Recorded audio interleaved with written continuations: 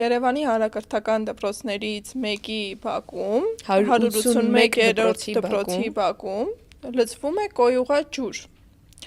Այն մարդկանց համար, ովքեր որ բավարար չափով տեղեկացված չեն, կոյուղած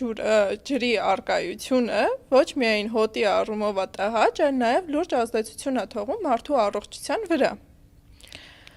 Լուրջ հիվանդությունների բուն է, ասենց ասած։ Այո։ Ու այդ կոյուղաջուրը լցվում է ինչքան ժամանակ է արդեն բակ, այդ երեխաները ապրում են իրենց կյանքից գալի այդ օրվաց գալի հատված այդ կոյուղաջրերի հոտի ներքո, նստած դաս են անում, ինչը ես համարում եմ ոչ նորմալ, ու ես չեմ համարում, որ այն երեխան, որ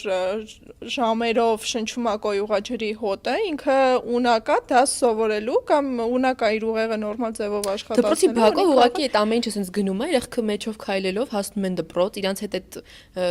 ոտնահետքերով տանում են ներս, տանում են ներս, դրանից հետո այդ կոյուղաջրերի մնացորդներով գնում են տուն,